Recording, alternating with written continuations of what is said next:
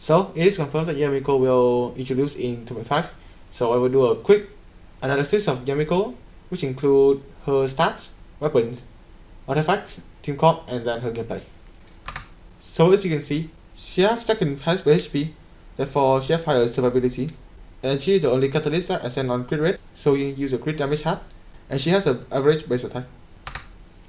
Next this is her normal attack, and as you can see, she have a same stamina cost of 50, and somehow she has the lowest charge attack, and she have very average normal attack and the same bludgeon damage.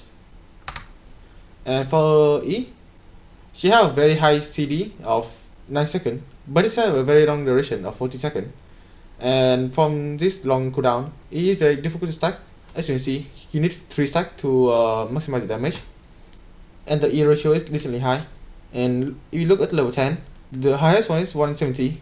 And therefore from estimation, she can do from 12k to 25k. You can do 50k if it max build. And then this is her ult.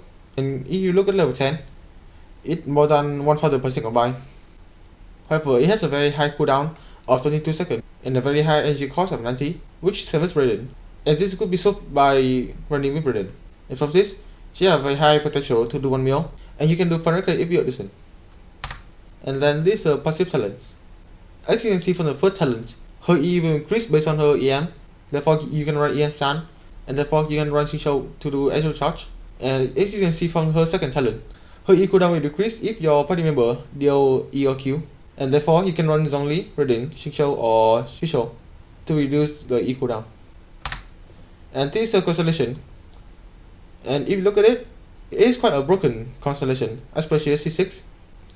C1 help with energy recharge with the ult, C2 help with her E stack, C4 will increase more damage, and C6 is literally Raiden C3. If you are free to play, I would recommend C1 if you have a high energy problem, and C2 is for the size of life. And now we will talk about her weapon. Here I have made a list of what you should use her. On first place is her signature weapon, and on second place is the Lost Prayer. On third place is both Atlas and Memory of Dust. On fourth is both the Wind Sieve and the Solar Pearl, and the fifth is the Dragon Tails. And now we will talk about artifacts, and just remember, subject may change if new artifacts got added in 2.5. She can use full set Wanderer and full set Shimenawa, and I would not recommend full set Shimenawa since the high energy requirement for ult. And you can also use 2 Thunder Fury and 2 Clad or 2 Shimenawa or 2 Wanderer for the 80 EM. And if you don't have either, you can use 2 Noblesse and 2 Fury. And since Yae is an actual catalyst, so she will apply Angel very frequently, and therefore full set touch super is good on her. And now the team top. So you can run Raiden or Sarah for her angel recharge.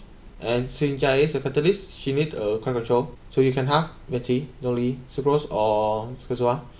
Sucrose is also very good here since she also buff EM. And Bennett and Mona is a damage buffer.